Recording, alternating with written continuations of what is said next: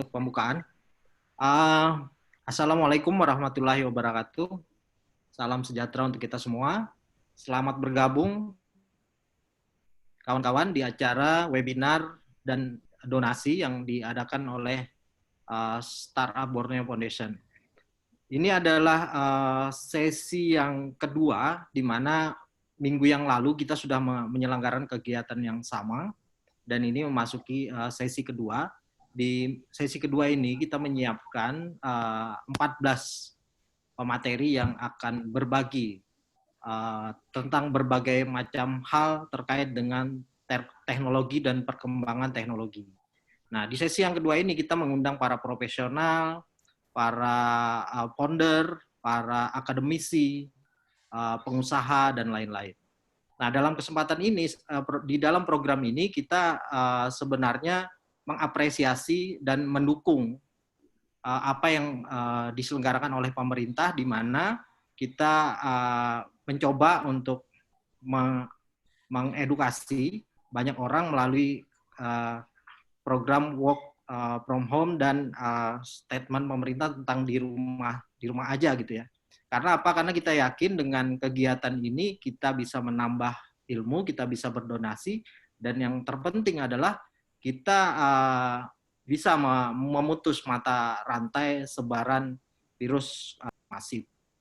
Nah, senang sekali sebenarnya malam hari ini kita bertemu dan bisa bergabung, bisa hadir bersama kita, yaitu Bapak, saya panggil Bapak, Mas, atau Brother, gimana nih? Mas aja nggak apa-apa. Nah, saya bisa berhadir Mas Petra Nopiandi Barus.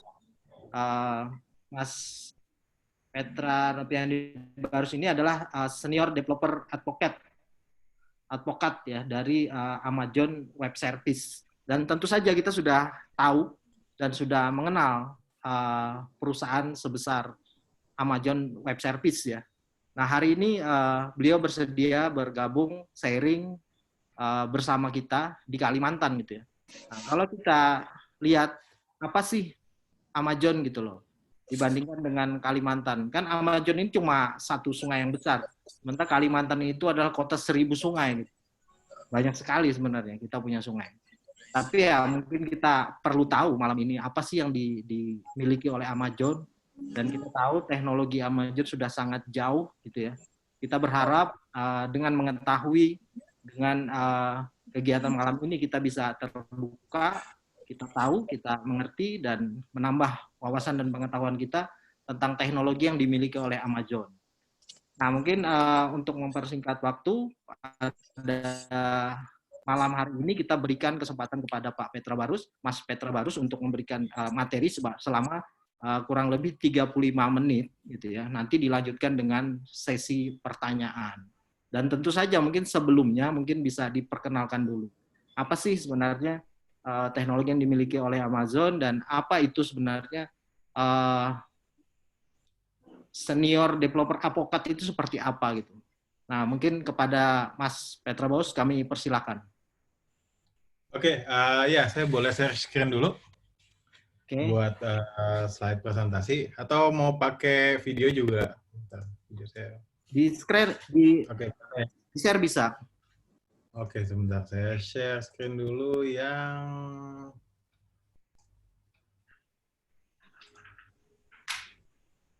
screen saya kelihatan semua? Ya. Oke, jadi saya mulai aja ya. Oke, thank you banget atas undangannya dari Riza. Saya sebenarnya sayang banget ya nggak bisa langsung ke sana, padahal saya pengen banget jalan-jalan ke Kalimantan, ke Borneo. Kita tunggu nih, Mas. Saya belum pernah loh seumur hidup ke Borneo, ke Kalimantan. Gitu, jadi pengen sih nanti mungkin setelah ini COVID-19 ini berlalu nanti ya boleh saya diundang lagi buat sharing mungkin ya hal-hal yang lebih banyak lagi lah tentang startup. Jadi di sini saya pengen bahas membawakan sharing tentang gimana sih startup itu bisa mendapatkan benefit dari yang namanya cloud computing gitu. Jadi how startup itu bisa building products, dan cloud computing ini kan udah jadi hal yang normal ya. Jadi hampir semua kayak company yang gede-gede itu mereka udah bikin their own cloud, mereka pakai cloud computing, dan mereka bisa bikin produk on top of cloud itu gitu. Jadi dan ini juga nggak hanya buat makanan perusahaan-perusahaan gede, tapi juga bisa buat startup juga gitu. Nah, mungkin perkenalan diri saya dulu ya. Jadi nama saya Petra Novandi Barus. Saya saya kerja sekarang di AWS sebagai senior developer advocate. Jadi saya dulunya bukan saya sebenarnya baru di AWS, saya baru 8 bulan, tapi sebelum di AWS saya tuh bikin startup sendiri namanya Urbania.com. Jadi saya begitu lulus dari kuliah, saya diajak buat bikin startup gitu. Itu namanya dulu Urbania.com. Jadi Urbania.com itu adalah startup untuk real estate property marketplace gitu. Jadi di mana agent sama buyer itu bisa bertemu dan jual beli. Dan kita mulai dari 2011 akhir, kita launching, kita dapat beberapa kali funding dari venture capital. Kemudian setelah itu tahun 2016 kita udah menjadi salah satu real estate portal yang paling besar di Indonesia. Gitu. Jadi kita punya listing tuh banyak banget. Dulu pas saya terakhir kali tinggalin kita udah punya sekitar 1,5 juta listing aktif, dan kita udah nge-record hampir 5 jutaan listing dari mulai tahun 2011. Dan kita punya Urbanindo punya ratusan ribu user sama puluhan ribu agents, related agents. Nah, tahun 2018 awal company saya Urbanindo.com itu diakuisisi oleh 99.co. Jadi 99.co itu adalah property technology asalnya Singapura, dan mereka expand Indonesia, dan mereka melihat bahwa kita punya hal yang strategis yang bisa dilakukan bareng gitu. Jadi mereka acquire company Urbanindo, kemudian saya lanjut sebagai country CTO dari 99.co Indonesia. Jadi Urbanindo begitu dibeli, kita rebranding jadi 99.co Indonesia gitu. Jadi nama Urbanindo, brand semua jadi diganti.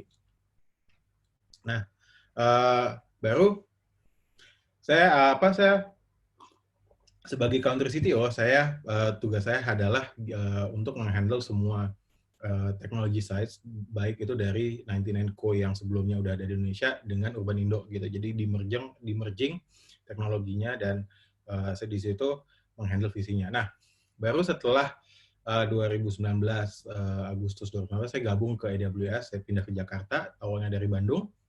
Kemudian saya bergabung sebagai senior developer advocate. Jadi senior developer advocate itu apa sih? Jadi keseharian saya itu adalah saya reach out ke teman-teman developer, teman-teman komunitas teknologi atau komunitas startup, kemudian saya belajar apa sih yang mereka buat gitu ya, yang mereka proyek-proyek menarik yang dibikin oleh teman-teman developer, teman-teman startup, atau teman-teman teknologi.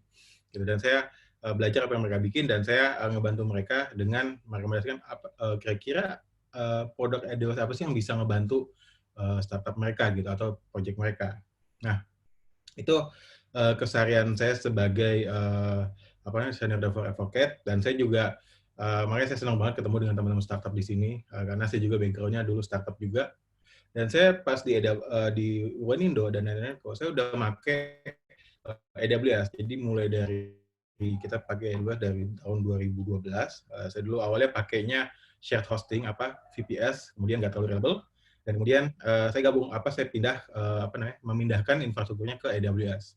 Jadi saya udah selama 8 tahun itu saya jadi customer dari AWS, dan saya gabung AWS, saya pengen sharing gitu ke teman-teman startup bahwa ya udah buat bikin startup itu cocok banget pakai AWS gitu. Nah, alasannya kenapa nanti bakal saya jelasin di slide-slide selanjutnya.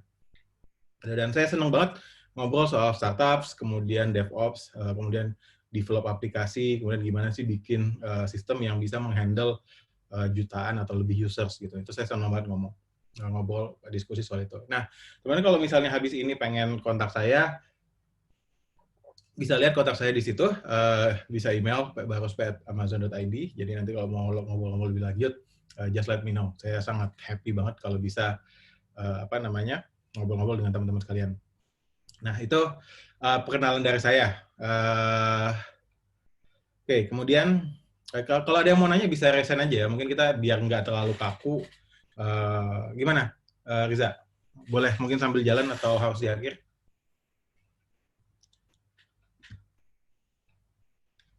Commute. Oke. Ya, pertanyaan bisa dikirim di chat, bisa langsung. Di chat Dan aja. nanti Oke. bisa dijawab lah sekalian. Chatnya mana ya? Kok saya nggak kelihatan. Oh, ini ada chat. Oke, sip. Oke, itu dari apa namanya sedikit perkenalan saya. Jadi saya semoga teman-teman bisa ngerti bisa understand bahwa apa sih itu senior developer advocacy dan nanti kita habis ini juga bisa ngobrol bareng di luar acara ini. Nah, yang mau saya bawakan di sini adalah lumayan banyak ya. Jadi pertama saya pengen ngebahas overview dari startup, kemudian cloud computing itu apa sih sebenarnya? Jadi buat yang nggak tahu cloud computing, nah saya pengen jelasin. Dan kemudian kenapa sih startup, termasuk saya juga dulu menggunakan cloud computing untuk membangun startup saya. Lalu kemudian saya pengen jelasin nggak siapa aja sih yang menggunakan AWS Cloud di Indonesia maupun di ASEAN dan use case-nya seperti apa. Dan yang terakhir kita punya di AWS namanya AWS Startups yang di sini kita ngebantuin teman-teman startups gitu. Jadi bisa apa namanya? Saya pengen jelasin apa aja sih kegiatan AWS untuk membantu teman-teman startup. Jadi startup overview dikit ya. Jadi booming.com ini kan orang-orang bikin apa namanya startup.com, css.com itu kan mulai tahun 1995 dan Amazon.com sendiri juga mulainya sekitar tahun segitu, antara tahun segitu. Dan pada saat itu yang namanya bikin startup itu harus punya investment yang sangat gede gitu karena pas itu teknologinya masih proprietary dan banyaknya proprietary dulu. Jadi misalnya mereka pakainya Unix atau mungkin database-nya pakai Oracle atau IBM gitu. Dan biasa untuk tipikal ngebangun startup di awal itu butuh dana sekitar 5 sampai 10 juta dolar. Nah, itu banyak banget gitu. Kenapa? Karena mereka butuh biayanya sangat gede untuk infrastruktur. Misalnya di sini dari 5 juta itu biasanya 2,5 itu buat buat marketing atau sales dan 2,5 lagi itu buat bikin infrastrukturnya. Ya, ini misalnya ngebangun data centernya, kemudian ngebangun jaringannya, kemudian ngebeli license dari software-software yang bakal diinstalasi di data center tersebut gitu, webnya, terusnya segala macam. Nah, dan di sini ngebikin inovasi itu sangat sangat susah untuk dijalankan gitu karena ngebangun data center itu udah susah, kemudian nyari orang yang ngerti database yang proprietary atau sistem-sistem yang proprietary juga sangat susah gitu. Beda dengan sekarang yang mungkin saya akan sedikit jelasin. Nah, lalu tahun 2000 mulai booming yang namanya open source. Misalnya ada Apache, PHP, Linux gitu. Jadi pas dengan adanya booming open source ini, orang yang mau bikin startup, mereka tuh nggak usah lagi bayar license karena kodenya udah banyak, bisa tinggal diambil dan diinstal. Dan tipikal investasi yang mereka butuhin di awal itu udah berkurang, mungkin sampai 3 sampai 5 juta dolar. Tapi buat kita emang gede sih gitu. Dan dan untuk cost-nya ya mereka karena softwarenya udah pakai open source, makanya mereka tuh nggak usah beli lagi license. Jadi tapi mereka tetap butuh duit dana banyak untuk building the infrastructure, building data center, building hire orang buat ngeran data center, sysadmin dan lain-lain.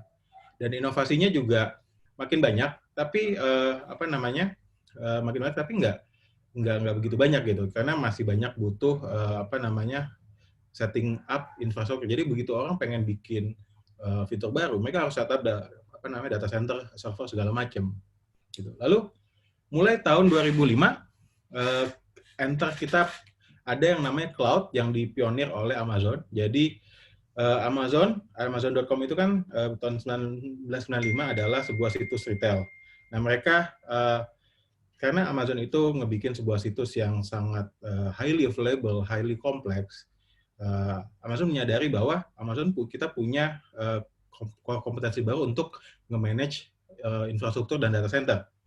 Lalu kita akhirnya memutuskan untuk ngebikin membuat pasar baru, yakni customer baru, yakni orang-orang yang membutuhkan data center, kemudian membutuhkan hardware untuk membangun aplikasi mereka.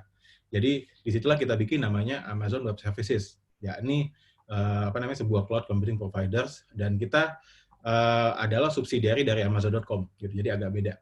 Nah, dengan adanya cloud computing ini, akhirnya orang, semua startup itu bisa dengan gampang mereka menggunakan aplikasi open source, kemudian mereka tinggal taruh situsnya itu atau websitenya atau aplikasinya di cloud. Dan dari sini, dengan sangat gampang, mereka nggak usah butuh lagi setting up data center. Mereka udah tinggal install, kemudian eksperimen. Kalau gagal, udah tinggal di stop aja gitu kan. Nah, jadi cost-nya itu akhirnya mulainya bukan dari software atau juga infrastruktur, tapi lebih banyak jadinya mulai buat rekrutmen dan juga customer acquisition, misalnya paid marketing, paid social media, dan lain-lain. Gitu. Dan sekarang tahun 2007 itu kalau di sini di US mereka udah mulai ada namanya kayak angel investors yang mereka investmentnya kalau sebelumnya kan mungkin 500.000 sampai 3 juta dolar, jadi sekitar mungkin miliaran lah ya kalau dirupiahin. Kalau sekarang tuh udah mulai banyak banget angel yang mereka invest tuh kecil gitu, misalnya ratusan juta gitu. Dan itu buat startup juga sebenarnya lumayan oke lah. Dan udah mulai banyak investors dan juga venture capital. Jadi ini 3 tahap funding, mulai dari angel yang kecil ketika startup itu masih tahap ide, kemudian inkubator ketika mereka udah nge-building idenya, baru VC itu biasanya udah produknya udah ada dan mereka tuh nge-back startup yang early stage gitu. Jadi produknya udah ada dan mereka nyari pasar. Nah, itu sedikit sejarah tentang startup dan cloud computing. Jadi bisa dilihat bahwa dengan adanya cloud computing ini, tingkat dari biaya yang dibutuhkan untuk melalui sebuah startup itu jadi makin kecil, gitu. Jadi makin kecil lagi, dan ini menyebabkan sekarang tuh banyak banget startup yang bermunculan di dunia, termasuk juga di Indonesia. Ya, termasuk juga Urbani.com dulu tahun 2011 dibangun oleh saya. Nah, jadi dengan ada cloud computing ini, AWS itu membantu startup ini agar bisa berinovasi lebih cepat, karena mereka bisa mendapatkan akses ke database, computing, dan juga storage, dan hanya dengan lewat internet gitu. Dan pembayarannya ya dengan pay as you go. Nah, cloud computing itu apa sih? Jadi ini definisi cloud computing menurut AWS, karena basically kita adalah pionir dari cloud computing. Jadi cloud computing itu adalah on-demand delivery of IT resources, jadi delivery secara on-demand dari IT resources dan applications lewat internet dengan model pay as you go. Jadi misalnya dengan adanya cloud computing ini, startup atau organisasi atau startup khususnya nggak perlu lagi ngebeli database, storage, dan di awal gitu, server di awal. Jadi mereka tinggal pakai, jadi kayak pakai listrik lah. Jadi begitu kita butuh lampu menyala, kita tinggal switch on, kemudian nanti listrik dialirin oleh PLN, baru kita nanti kalau udah nggak pakai lagi, kita switch off, baru listriknya dimatiin, dan kita cuma bayar sesuai dengan listrik yang kita pakai. Gitu. Beda dengan kalau kita pakai server, kan kita harus beli di awal, kita harus setup, dan meskipun kita pakai atau nggak pakai, kita udah ngeluarin duit gitu buat ngebeli computing itu. So that's what is cloud computing. Ya, jadi, dan kenapa startup itu butuh cloud computing?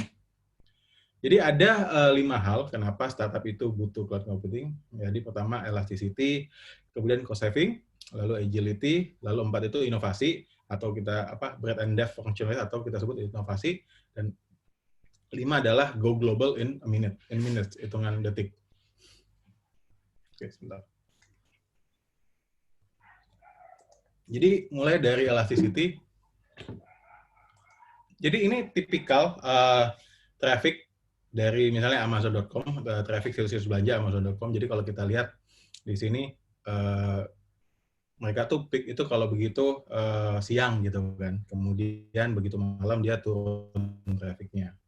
Gitu. Nah, kalau kita pengen melayani semua customer ini yang mengunjungi Amazon.com atau situs kita, nah kita harus kalau dengan model yang konvensional, kita harus nyediain server yang cukup.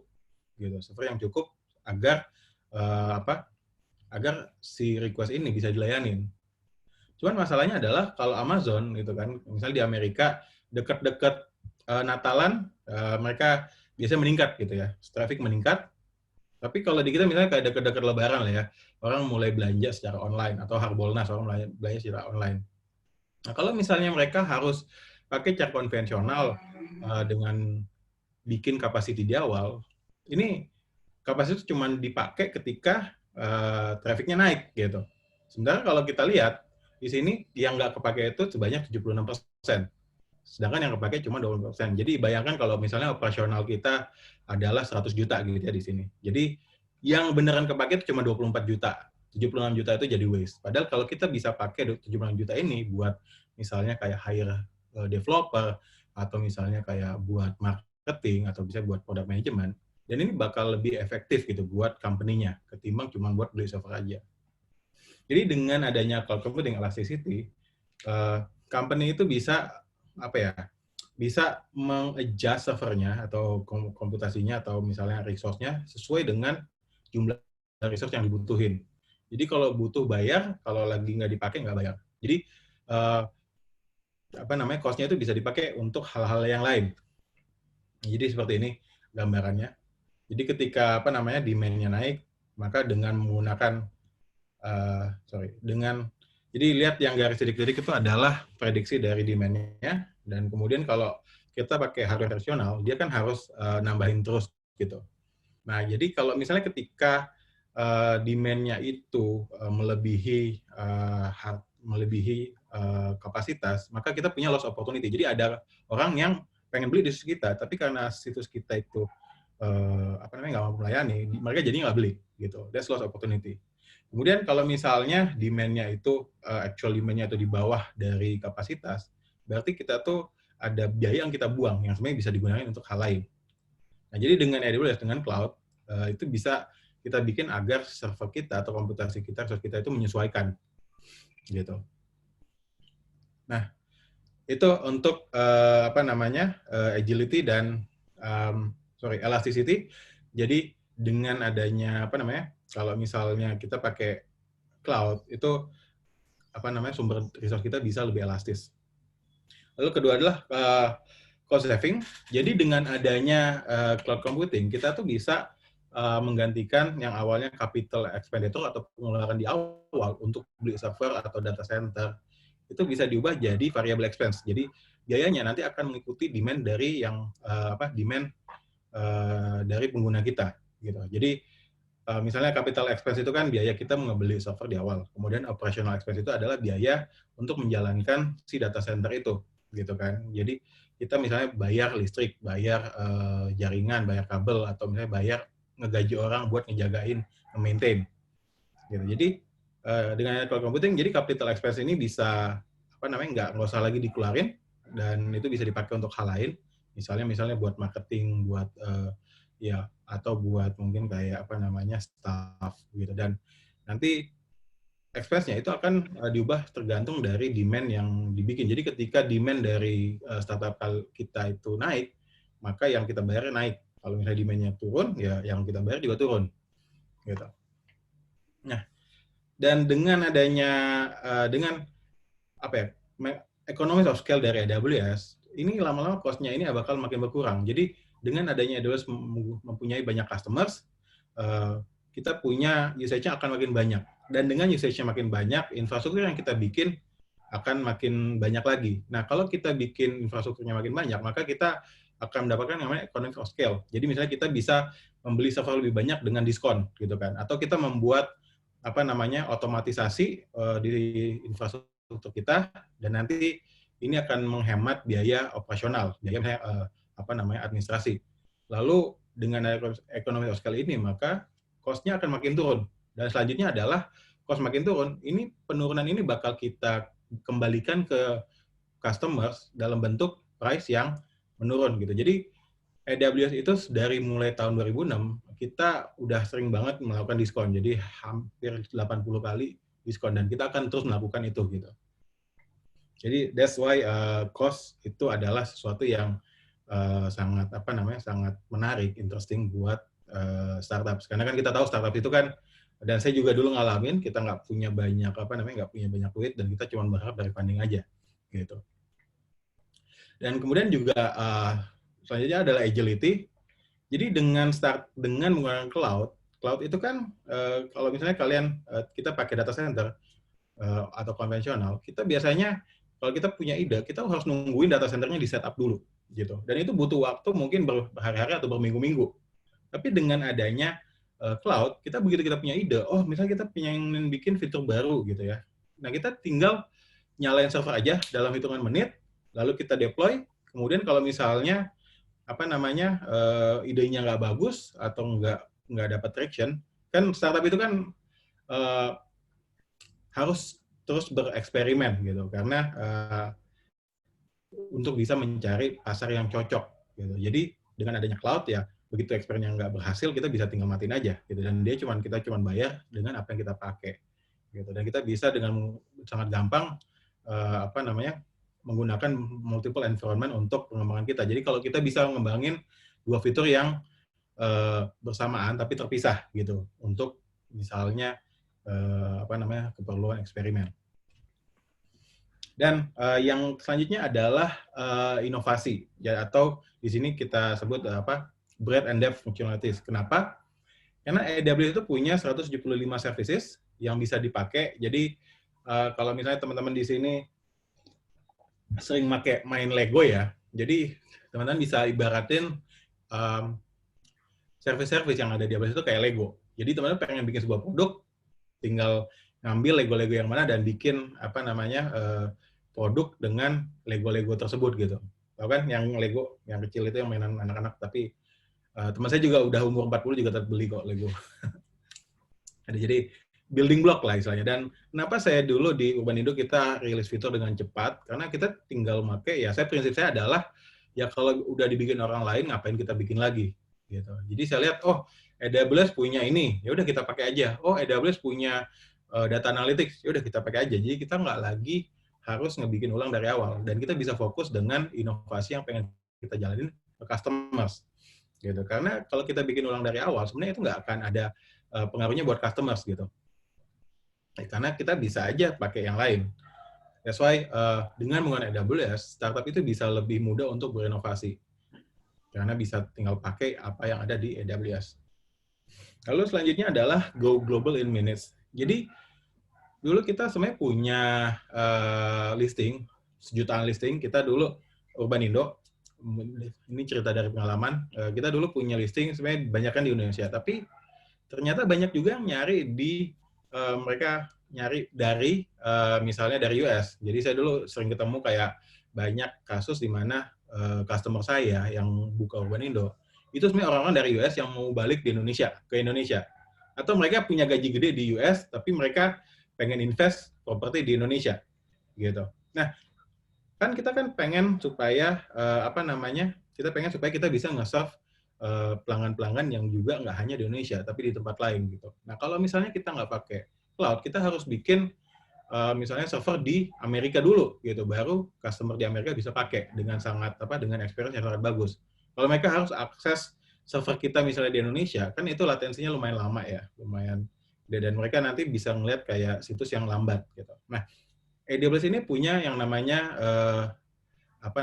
kita punya namanya global footprint di mana kita hadir di 22 region di seluruh dunia dan kita punya namanya 69 already zones gitu. Jadi dengan adanya region ini customers itu bisa startup itu bisa tinggal deploy aplikasi mereka di region-region yang ada. Jadi kalau misalnya mereka punya customers di Amerika, mereka bisa deploy aplikasi mereka di region Amerika. Jadi customers yang dari Amerika bisa langsung mengakses situs dengan cepat, gitu. Dan ini ya kita udah punya di 22 region, sangat banyak dan Indonesia akan datang region di Indonesia karena banyak sekali request dari startup atau company-company di Indonesia yang pengen punya aplikasi dengan latensi yang bagus di Indonesia. Gitu. Tapi kalau teman-teman mau start sekarang, bisa coba di region kita yang di Singapura atau di Sydney. Gitu. Nah ini tentang isinya. Nah nanti mungkin ini saya skip aja. Nah jadi kita punya sekarang AWS itu punya customers lebih 1 juta lebih di seluruh dunia di 190 countries dan kita punya ratusan ribu di Asia Pasifik. Nah ini customer-customer yang ada di Asia Tenggara. Kita bisa lihat ada Bineka, ada Grab, ada iProperty, ada Tokopedia, ada Zalora, ada Kumparan. Nah, kalau di Indonesia sendiri kita ini customers yang bisa kita sebut ada Kumparan, Bright Story, Amarta, Modalku, Rally, dan lain-lain. Nah, ini saya pengen cerita dikit tentang use case-nya mereka. Nah, mungkin nggak banyak ya. Jadi misalnya di Bright Story itu kan sebuah situs untuk apa namanya menginspirasi misal orang yang mau menikah, mereka buka Bright Story dan mereka inspirasi misalnya vendor baju, pakaian, catering dan lain-lain.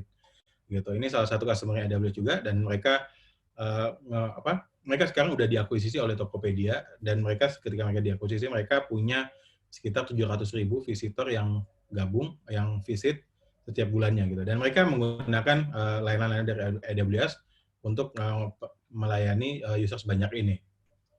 Gitu. Dan kita juga punya Kumparan yang mungkin teman-teman sini sering baca. Kumparan itu adalah digital media yang hybrid di Indonesia dan mereka juga menggunakan apa namanya service AWS misalnya EC2, CloudFront sama Cost Explorer. Jadi bisa lihat kan mereka beda dengan misalnya yang mereka gunakan agak beda dengan Bright Story. Gitu. Jadi di sini dengan adanya apa namanya 175 services, startup ini bisa tinggal nyomot yang mana aja yang mereka mau dan mengkombinasikan untuk membangun produk yang mereka pengen. Gitu. Nah, lalu juga ada Elevenia di sini customer to customer online marketplace. Saya rasa di sini teman-teman juga pada pakai dan mereka menggunakan layanan untuk analytics gitu dan daripada mereka harus bikin sendiri, mereka pakai analytics yang udah kita punya gitu. Jadi mereka punya pakai analytics yang udah kita punya, mereka kombinasikan dengan yang mereka bikin juga gitu dan mereka dengan ada analisis ini mereka men-save sekitar 20.000 US dollar per bulannya gitu dan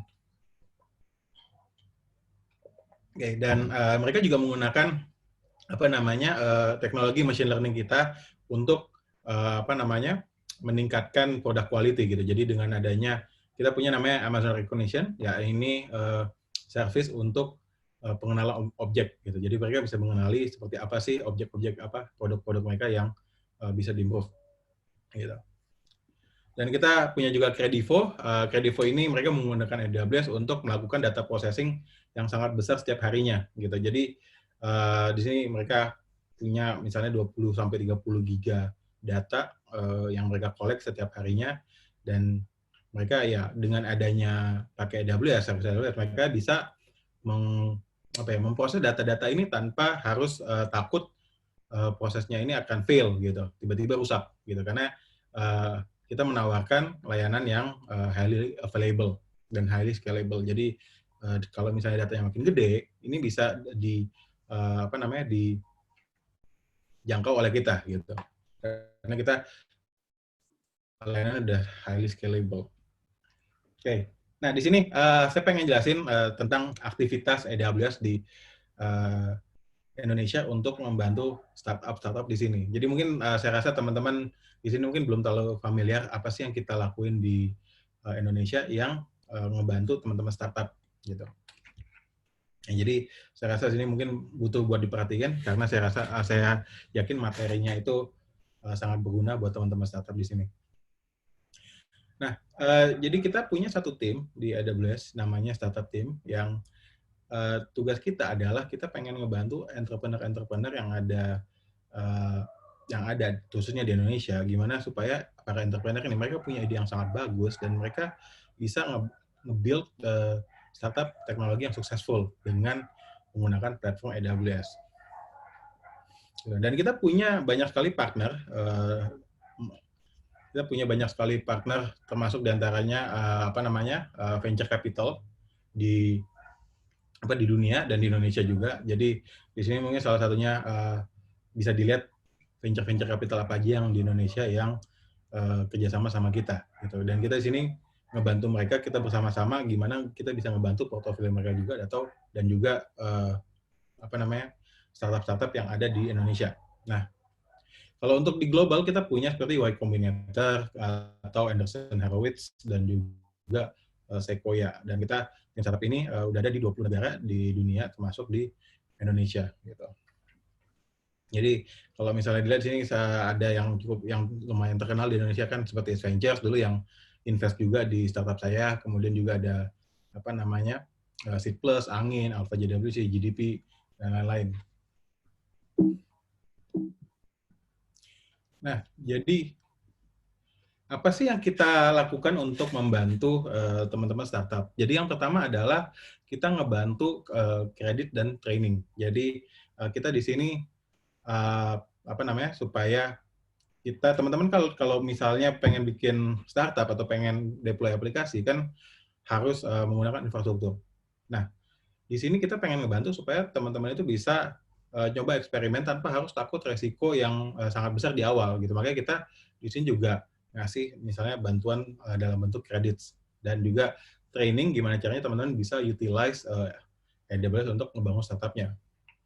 Lalu kita juga apa namanya ada ngebantu di technical support kalau misalnya teman-teman ada butuh apa namanya bantuan seperti review teknis, nah itu kita juga bisa bantu.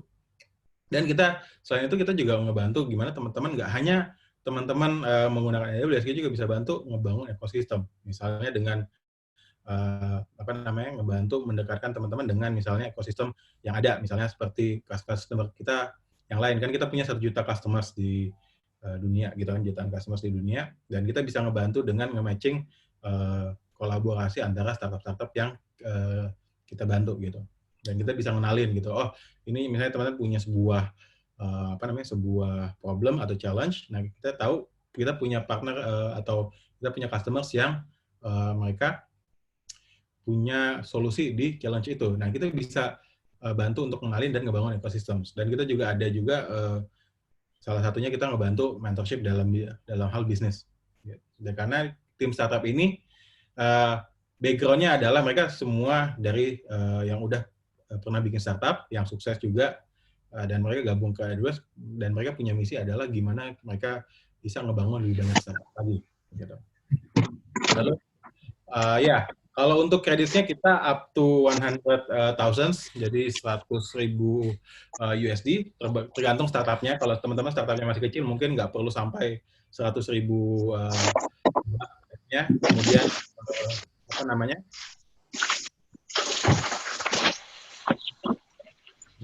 Kemudian ada juga AWS support, kita bantu untuk apa subscription-nya, dan seperti tadi saya bilang kita punya office hours di mana teman-teman nanti kalau udah siap untuk atau lagi ngembangin aplikasi atau butuh untuk konsultasi seperti misalnya gimana sih arsitekturnya yang aman dan scalable, itu kita bisa nanti sediain apa namanya gratis konsultasi untuk nge-review apa namanya infrastruktur teman-teman gitu atau planning teman-teman. Dan juga kita juga ngasih training-training yang bisa gratis didapat dan teman-teman bisa nanti apa nge-training timnya sendiri. Gitu. Nah, kalau untuk consultation dengan expert kita, nah kita ada namanya bisa ngebantu dengan framework well architected. Dari sini kita bisa ngelihat seperti mulai dari security, apakah nanti kita bakal review infrastrukturnya atau plan-nya, nanti kita bakal breakdown satu persatu, dan kita lihat apakah teknologi yang dipakai atau infrastruktur yang akan dirancang ini memenuhi 5 kriteria ini. Apakah pembangunannya itu mencapai operational excellence, dan juga apakah infrastrukturnya secure gitu kan. Secure itu meaning datanya tuh nggak leak atau datanya nggak bocor dan cuma bisa orang tertentu yang akses gitu kan. Kemudian juga reliability, misalnya misalnya apakah dengan infrastruktur teman-teman ini nanti kalau misalnya lonjakannya naik gitu kan, misalnya ya teman-teman lagi bikin misalnya flash sale gitu kan, apakah ketika lonjakan naik infrastruktur teman-teman bisa aplikasi teman bisa apa ya bisa melayani nggak gitu, jangan sampai nanti begitu naik request-nya atau demand-nya atau pembelinya tiba-tiba situsnya down. Kan kita sering banget kan nemu kayak gitu kan. Jadi begitu ada campaign tiba-tiba down, nggak bisa diakses kan. Sayang marketing campaign-nya udah di-spend gitu. Kemudian juga performance efficiency. Apakah dengan misalnya dia bisa melayani 1 juta user, apakah dia menggunakan teknologi yang tepat gitu. Jangan sampai teknologinya itu apa namanya ternyata teknologi banyak fat-nya atau teknologi nggak efisien gitu kan. Yang harusnya dia butuh kayak teknologi yang sangat sedikit untuk men-serve melayani 1 juta pengguna, tapi ternyata kok dia pakainya teknologi yang komponen yang sangat banyak gitu, yang nggak penting juga dipakai gitu. Dan selanjutnya adalah cost optimization. Nanti kita bisa melihat sepertinya kayak dari billing teman-teman gitu ya. Ketika teman-teman pakai AWS, dari billingnya ini kita bisa ada nggak yang masih bisa dipotong gitu, yang bisa dioptimasi. Karena begitu kita mengoptimasi billing ini, hasil optimasinya kan bisa digunakan untuk hal yang lebih penting bagi customer teman-teman gitu kan. Misalnya tadi seperti saya bilang product management atau misalnya tech team untuk membantu teman-teman untuk expand atau develop the product. Gitu. Dan ya, what's next? Jadi kalau teman-teman nanti tertarik misalnya pengen tahu tentang gimana sih building startup on AWS dan gimana mungkin kayak dibantu oleh AWS untuk building startup, misalnya kayak kredit yang tadi juga, silakan bisa nanti reach out ke saya di email ini, Bospe. Dan nanti kalau misalnya teman pengen tahu atau kayak lagi butuh ilmu atau bukan ya, kayak butuh kayak koneksi dengan teman-teman developer yang mungkin bisa bantu atau teman butuh kayak misalnya, developer saya pengen ngebangun ini tapi saya nggak punya talent. Nah, teman-teman bisa gabung di sini. Kita punya namanya AWS User Group. Di sini kita punya ribuan dari teman-teman yang antusias di AWS dan juga bisa teman-teman ajak gitu ya. Mungkin kayak, saya lagi bikin ini, mungkin ada yang tertarik nggak buat gabung. Gitu. Oke. Ya. Ini sekian sih dari saya. Jadi udah 40 menit, mungkin untuk 10 menit ke depan kita sesi tanya jawab aja, gimana? Bisa.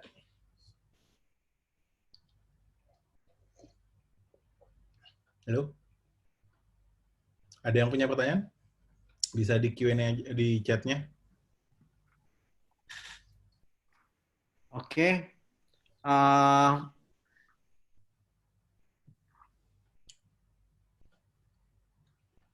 Menarik sekali materi yang disampaikan. Luar biasa. Tadi kita sudah melihat bagaimana teknologi dan layanan yang dimiliki oleh AWS ya, AWS. Ada beberapa catatan. Kita masuk ke sesi tanya jawab. Silahkan kawan-kawan untuk mengajukan pertanyaan, bisa lewat chat, bisa langsung mengacungkan tangan gitu ya. Nanti kita akan buka unmute gitu ya. Ini kebetulan sudah ada satu pertanyaan dari Mas Adam ya. Lihat mana pertanyaannya?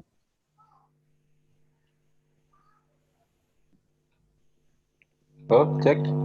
Ya. Oke. Mas Petra Barus. Pertanyaannya nih yang pertama terkait yang ada 100.000 tadi yang free. Ya.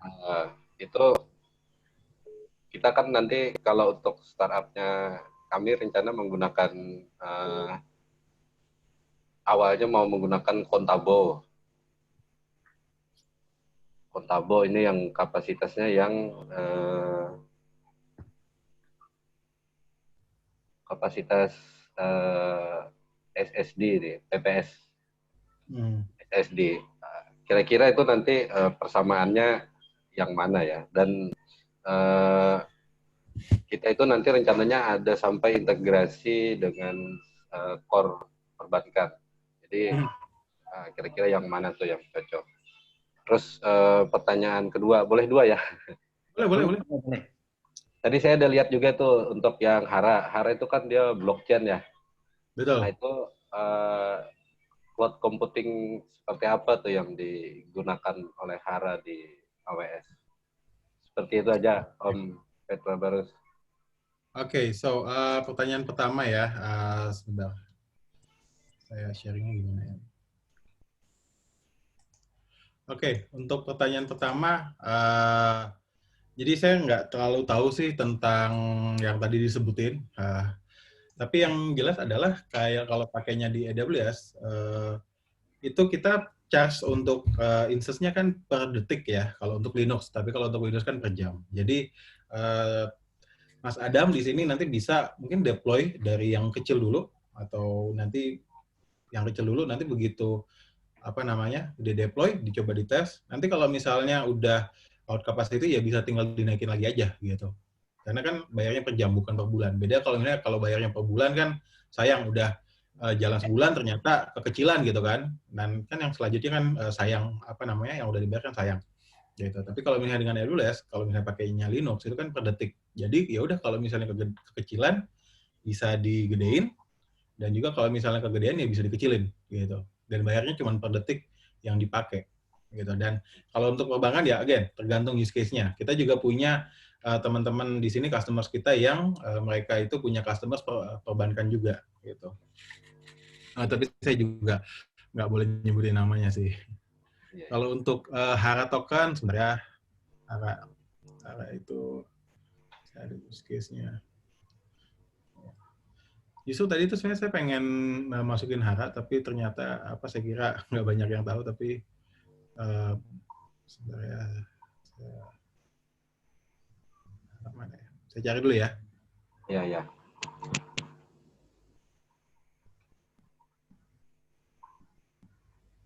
Terus kalian nanyain juga nih, Mas Petra Barus, itu pembayarannya untuk di AWS seperti apa ya? Apakah hanya pakai kredit card aja? Karena kita kan di Banjarmasin kurang banyak nih menggunakan kredit card. Nah itu pembayaran lain seperti apa mungkin yang bisa? Oke, kalau misalnya pembayaran kredit card, kita preferably-nya kredit card. Tapi kita juga ada apa namanya alternatif debit card gitu. Jadi kalau teman-teman sini kan punya misalnya debit card itu harus di apa namanya di enable dulu online payment-nya dan itu nanti bisa dipakai gitu. Saya rasa banyak kok bank-bank yang udah nyediain debit card yang bisa dipakai online dan tinggal diaktifin aja. Genius bisa ya? Wow, ya saya nggak bisa endorse satu nama ini ya, tapi yang jelas adalah Sebut merek. juga banyak yang pakai Genius gitu. Kalau sebut merek harus bayar ke saya. Iya, iya. Tapi saya juga punya kok, saya punya akun yang pakai bank plat merah dan saya minta di enable online payment-nya. Gitu. Bisa ya? Bisa. Nanti dan juga bisa lewat partner kita kalau misalnya butuh pembayaran misalnya pakai pakai rupiah gitu. Ada partner yang kita bisa bantu untuk itu. Kemudian share screen-nya saya masih nggak? Masih nyala? Masih kelihatan. Oke, jadi ini Hara, kelihatan kan? Ya. Kelihatan. Oke. Jadi dulunya kalau Hara itu mungkin teman-teman yang belum tahu, Hara itu adalah mereka itu blockchain solutions yang mereka mengumpulkan data dari petani-petani, kemudian data ini nantinya si orang yang izin yang ngumpulin data ini bisa mengkonvertnya menjadi blockchain. Jadi kita bisa tahu perubahan datanya dengan menggunakan ledger dari blockchain ini. Nah, jadi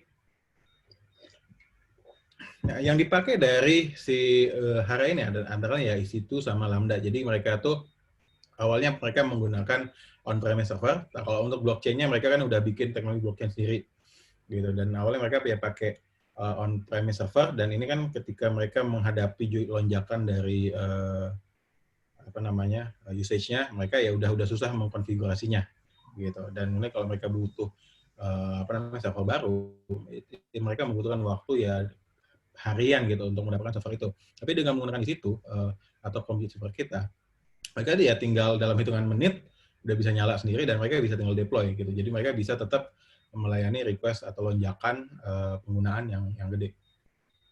Gitu. Dan itu ya juga dilihat ya reduce by doing that mereka mereduce operational IT cost-nya by sebanyak 60-70%. Itu Hara. Gitu. Oke, ya, I think udah terjawab ya. Ya, gimana, Saram? Oh, tanya sedikit lagi itu tentang Hara tadi. Boleh. Infrastruktur dari platform blockchain-nya itu berada di AWS ya? As far as I know sih, saya nggak bisa klaim saya tahu ya, karena saya nggak terlalu familiar dengan infrastruktur di dalamnya Hara gitu. So, saya nggak bisa jawab juga sih untuk itu. Siap. Oke. Ini di chat sudah ada pertanyaan juga, Mas Petra Barus. Bisa saya bacakan? Mau tanya Mas Petra Barus, saya lihat di website AWS, kalau nantinya akan ada di Indonesia, apakah itu data center atau gimana? Terus, apakah Genius BTPN bisa dijadikan metode payment di AWS? Oke. Jadi kita, sebentar ya, saya ambil minum dulu.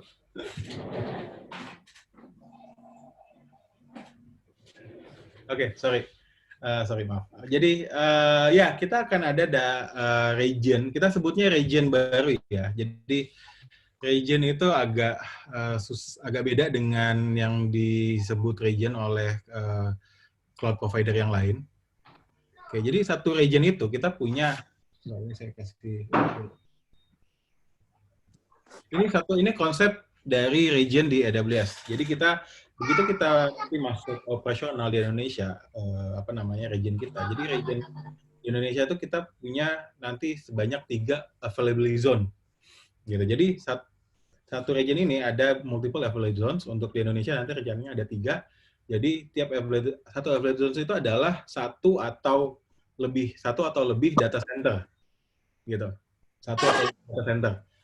Jadi 3 availability zone ini mereka akan terhubung dengan satu availability zone ini mereka adalah satu atau lebih data center yang mereka terisolate gitu ya. Terisolate, mereka punya power source sendiri, mereka punya keamanan sendiri, mereka punya infrastruktur sendiri, dan dengan apa yang beda dengan availability zone yang lain gitu. Dan ketiga availability zone ini mereka akan terhubung dengan network yang very low latency, sehingga koneksinya, aksesnya cepat gitu. Dan kenapa ada 3? Karena kalau nanti ada masalah, misalnya satu availability zone lagi bermasalah gitu ya, ada bencana atau disaster, ini bisa pindah ke availability zone lain untuk disaster recovery dengan gampang gitu.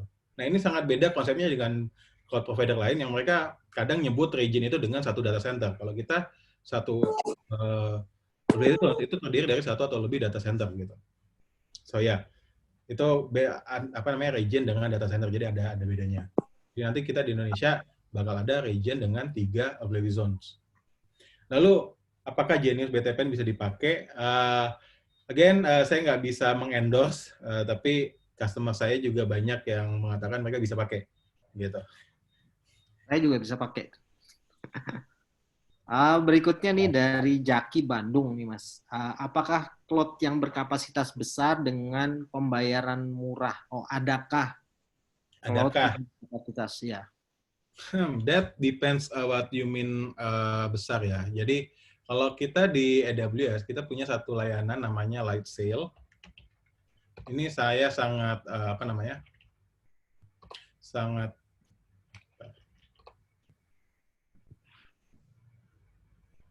Lightsail.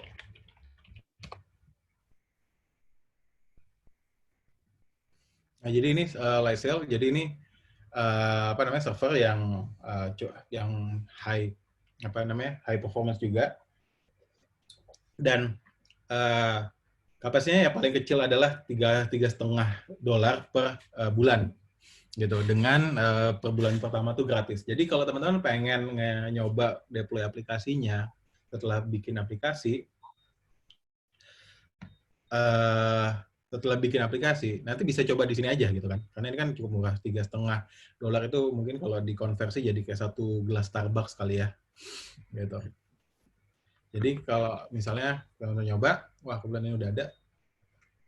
Nah, di sini kalau teman-teman pengen bikin baru ya, jadi let's say pengen bikin misalnya situs profil, ini bisa misalnya pakai WordPress gitu kan, atau pengen bikin deploy aplikasi misalnya PHP bisa pakai LAMP gitu, atau deploy aplikasi Node.js bisa di sini. Kemudian deploy misalnya teman-teman pengen bikin e-commerce dulu buat mungkin UMKM di kotanya, kabupatennya, bisa pakai Magento gitu. Dan nanti ukurannya ya bisa pakai paling kecil, jadi yang $3,5 per bulan, dan ini bulan pertama gratis.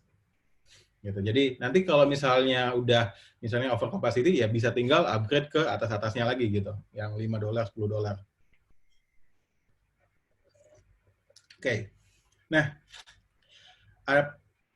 udah yang Zaki udah terjawab? Ya, kayaknya udah.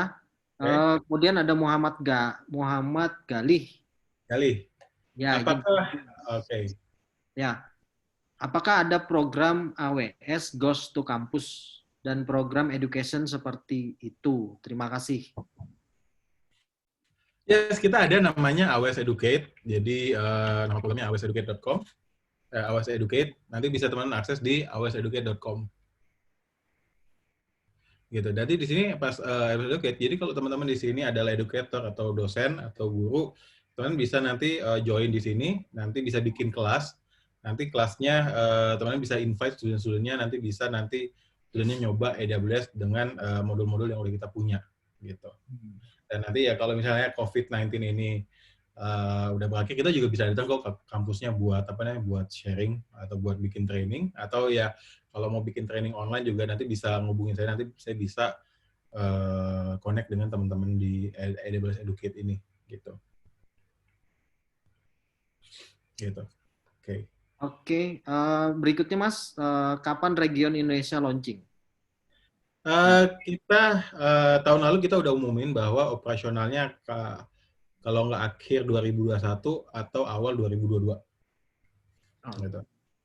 Lokasi nggak ada ya? Lokasinya kita nggak bisa jawab spesifiknya, tapi itu di Jakarta dan sekitarnya, Jabodetabek. Bukan di Kalimantan berarti ya? Bukan. Tapi posisinya di mana itu juga konfidensial, kita nggak bisa kasih tahu. Tapi di sekitar situ aja. Lokasi region di Indonesia mudah-mudahan ada di Pulau Kalimantan. Oh, itu udah dijawab tadi ya. Terima kasih Mas. Oke, banyak sekali tadi hal menarik ya. Mungkin kawan-kawan masih ada yang ingin bertanya, itu dipersilahkan. Nah, tadi dari tadi saya juga pengen nanya sebenarnya. Yes, gimana? Jadi saya juga mungkin kemarin saya juga sudah sampaikan tentang apa program, visi dan misi kita di Startup Borneo Foundation, karena kita melihat gitu ya, mungkin Kalimantan sekarang posisinya jauh dari pertumbuhan startup. Nah, kita mau bangkit, kita mau bangun itu supaya anak-anak muda ini bisa mengenal, bisa berkarya melalui startup gitu. Tapi juga masih banyak infrastruktur, suprastruktur dan lain-lain itu juga masih kurang. Nah, saya sangat tertarik tadi, ini sengaja saya catat tentang Senior Development Advocate. Ternyata sisi advokat ini adalah membantu para pelaku startup. Nah, ini mungkin sangat kami perlukan di Startup Borneo Foundation. Artinya bagaimana AWS bisa bantu kita untuk bisa berkembang gitu. Karena di Startup Borneo, mungkin di sini saya sampaikan, kita punya member lokal itu ada 300-an personal gitu. Nah, lalu ada beberapa startup yang sudah bergabung, ada 30-an lah yang kita list. Nah, ini berdasarkan program kita mendata para kawan-kawan yang memiliki startup. Tapi kalau dicari datanya misalnya di Kementerian Ekonomi Kreatif, ya itu nggak ada. Kalau kita lihat di kementerian itu, Kalimantan Selatan itu cuma punya 2 startup lah. Jadi itu yang terdata secara resmi di pemerintah, tapi ternyata di lapangan banyak. Nah, akhirnya misi kita adalah bagaimana konsep startup ini bisa kita kolaborasikan dengan pemerintah. Jadi ke depan kami ingin bahwa pemerintah tahu gitu, bahwa banyak pelaku-pelaku startup yang sedang mengembangkan ide-ide bisnis mereka. Nah, tapi ya karena ini teknologi dan kita berada di masih jauh terhadap perkembangan daerah lain yang sudah mungkin berkembang, mungkin dengan AWS itu punya sesuatu yang bisa kita kolaborasikan itu, Mas. Nah, terutama di sisi advokat tadi. Karena faktanya banyak kawan-kawan yang sudah jadi founder, yang sudah punya startup. Artinya ada nggak program yang memang secara konkret bisa langsung kami rasakan di Startup Borneo Foundation? Nah, itu pertanyaannya. Oke, jadi yang pertama adalah kita punya program namanya, tadi seperti saya sudah jelasin, AWS Activate. Jadi AWS Activate, kalau misalnya di sini teman-teman sedang ingin mengembangkan aplikasi, kita bisa bantu dengan kredit di AWS. Jadi teman-teman kalau pengen deploy aplikasi di AWS, kita bisa bantu kredit. Jadi untuk infrastruktur bisa gratis gitu kan, bisa gratis selama kreditnya masih ada. Gitu. Jadi ini bisa mengurangi resiko. Kemudian nanti teman-teman bisa juga akses training materials kita buat membantu developer-developernya. Gitu. Dan kalau saya dari sisi saya sebagai developer advocate, ini saya bisa bantu misalnya sharing ke teman-teman. Misalnya kalau saya kan kebetulan background saya adalah startup juga ya, gitu. Kemudian saya bisa bantu misalnya sharing-sharing ke teman-teman, baik teman-teman bisnis misalnya gimana sih kultur di Amazon. Jadi Amazon tuh kulturnya tuh sangat unik. Kita tuh ibarat kayak startup tapi di dalam enterprise gitu kan. Nah, ini juga saya begitu masuk ke AWS Amazon, saya melihat kayak wah ini banyak banget yang kultur di Amazon tuh bisa dipakai oleh startup-startup buat bisa berkembang lebih cepat gitu. Dan juga saya bisa bantu misalnya kayak kalau datang sana agak susah ya kondisi sekarang, misalnya bikin sesi seperti ini untuk yang ngajarin misalnya sharing-sharing hal-hal yang lebih teknikal buat teman-teman development gitu kan, developernya gitu. Dan saya rasa juga COVID-19 ini juga I think is very good, bukan very good ya, tapi ini saat dimana kita punya the new normal gitu kan, kita terpaksa untuk berkomunikasi secara online gitu. Yang mana saya rasa juga ini hasilnya juga udah kita bisa rasain kan. Yang awalnya mungkin saya susah misalnya susah nyari waktu untuk datang ke Kalimantan dan teman-teman berkumpul di Kalimantan di satu kota, di satu tempat dari penjuru Kalimantan. Tapi sekarang kita bisa kumpul semua dari berbagai kota, kita bisa sharing, dan saya rasa juga ya nanti kita bisa ke depannya hubungan kita nggak terputus di saat ini aja gitu. Nanti kalau teman-teman butuh misalnya saya sebagai developer advokasi buat di sana sharing, saya bisa dengan senang hati. Nah kalau yang konkret juga ya tadi saya sangat menyarankan teman-teman kalau udah punya misalnya kayak domain dari produknya, kayak misalnya blablabla.com gitu ya misalnya ya gitu kan, nanti bisa aja kontak saya, nanti saya bisa sign up ke AWS Activate gitu. Jadi nanti dalam beberapa hari teman-teman kalau misalnya eligible nanti bisa dapat kreditnya dan teman-teman bisa start download materi-materi dari training kita, kemudian juga bisa start development di AWS gitu tanpa perlu bayar selama kreditnya masih ada gitu. Oke, menarik sekali apa yang disampaikan oleh Mas Petra Barus dan produk-produk AWS. Bagi kawan-kawan yang ingin bertanya lebih lanjut itu mungkin masih boleh Mas ya? Ini sebenarnya waktu udah habis, tapi ya nggak apa-apa lah kita sharing. Saya senggang kok. Lagi kalau mau keluar juga kemana coba? Nggak ada kan? Iya. Oke. Tadi saya juga mencatat nih tentang AWS Startup Team. Di situ ada kredit, ada support gitu ya, ada mentoring. Dan nah ini gambarnya seperti apa Mas? Misalnya kita sekarang itu masuk gitu loh, menjadi AWS Startup Team. Itu gambarnya seperti apa? Apa kita langsung dapat mentoring atau technical support yang seperti apa? Jadi kita masuk. Jadi kita jadi kita di AWS kita punya AWS Startup Team yang ya tim ini isinya teman-teman yang employee-nya AWS, tapi mereka background-nya startup semua gitu ya. Kayak saya kan background-nya startup juga. Saya dulunya startup gitu kan. Karena kita di sini pengen ngebantu teman startup. Nah, jadi begitu teman-teman udah sign up ke Activate ini, nanti kita bakal bantu, build relationship. Jadi nanti ya kita mungkin ya bisa ngobrol tiap bulannya gitu kan. Kira-kira apa sih yang bisa dibantu? Kemudian nanti kalau ada technical challenge, nanti kita bisa bantu kayak misalnya konsultasi secara gratis dengan tim teknis kita ngebantuin ngeliatin arsitekturnya seperti ini gitu. Kemudian kalau untuk mentoring juga nanti bisa call aja dengan teman-teman kita gitu yang mungkin kalau pengen misalnya dikenalin dengan customers yang ini gitu kan misalnya gitu kan, karena customersnya AWS yang ini gitu misalnya, itu juga bisa sih. Berarti di jadi sana konkretnya itu jadi ya gimana? Di sana berarti akan membuka banyak kesempatan gitu ya, bahkan masuk ke Ventura Capital juga.